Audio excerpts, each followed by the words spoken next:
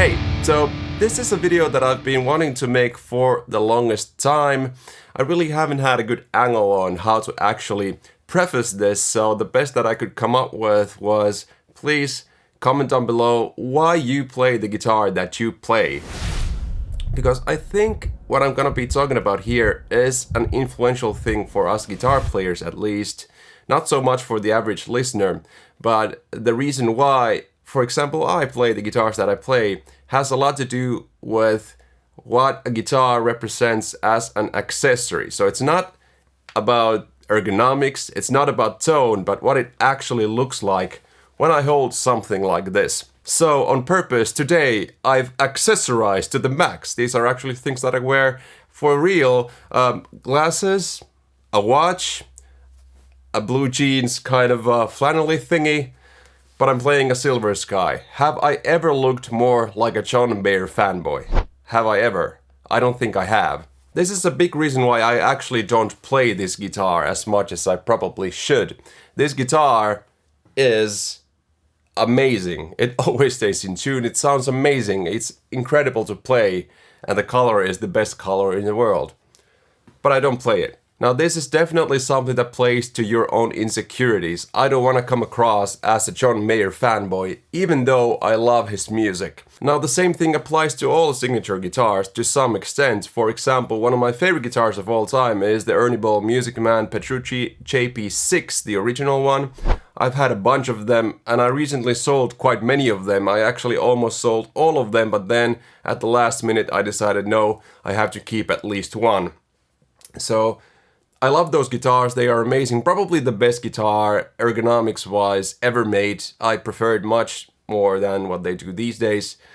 But you'll never see me really play that, because even though I love John Petrucci's music, if I play that guitar, I feel like I look like a Dream Theater fanboy, which I probably am. So that is a weird thing that probably ties into the music scene and trying to be real and authentic. So for the most part, you'll be seeing me playing guitars that are somewhat not tied to just one guitar player. So you'll see me play Gibson Les Pauls.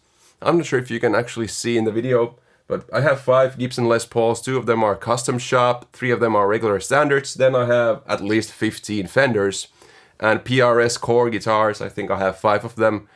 But the modern player guitars that I do have are all custom, made by my good friend Janne. You may have seen some videos of these custom guitars before, but those are the most ergonomic guitars that I play. First of all, because they are amazing and probably better than anything out there, but at the same time, I don't feel like they are tied to some artist. More importantly, I feel like the guitar as an accessory is my way of showing what I appreciate as guitar players go.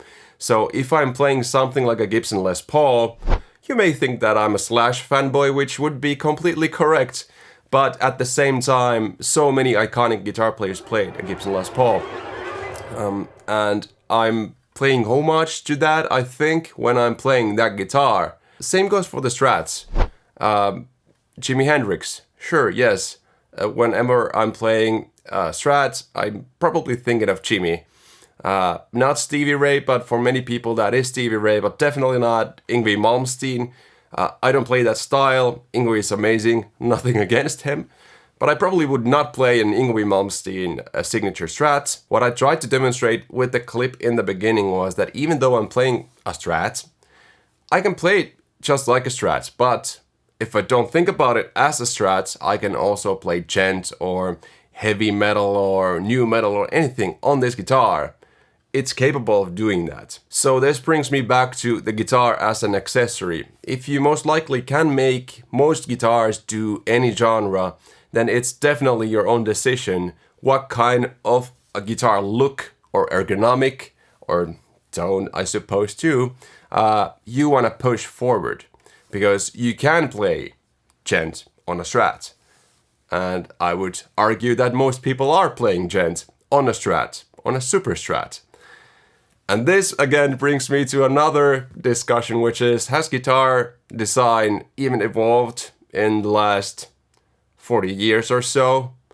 I mean, we have Evertunes, We have new pickup configurations, but not really. PAFs are still the main pickup being used. A design made in 1957. PAFs is what PRS is pushing, and PRS makes some of the best pickups out there. Then there's Gibson. Oh hey, they are making PAFs. So is the current pickup trend essentially, which is still a PAF. There are more modern pickups, but still, you know, humbuckers are pretty much a PAF style pickup. Nonetheless, as I've made a point in a previous video. What has changed in the last 40-50 years besides taking a Strat style body and putting 2 humbuckers in it? It's a Super Stratocaster. So any of these guitars, you get a Jackson, Misha Mansour, you may get a longer scale, you may get an Evertune, but it's still a Super Strat. Things have not changed that much. So to those guys saying that I play boomer guitars, I would say we all play boomer guitars. Guitars have not changed that much. Are you playing a guitar brand that your favorite guitar player is playing or your favorite band is playing? For example, I can admit I'll throw myself under the bus. When Paramore Riot came out, there was a huge wave of people playing the 72 Deluxe Telecasters just because I think Pharaoh was playing one of those in the music videos. Not at all sure if they played it in the studio. If I remember correctly, Justin told me that it was a Gibson Les Paul with slash pickups or something like that. But because in the music video they used a 72 Deluxe Tele, everyone was playing those guitars, and myself included. I had one of those guitars and I didn't like the way it sounded, but I had it. I sold it eventually. Just to put the point across, I think there is a fashion sort of accessory thing around guitars and why people play these guitars. So let me know why you play the guitar you play, and see you on the next one. I've been Mikko from MO Sound Lab. See you on the next one. Bye bye.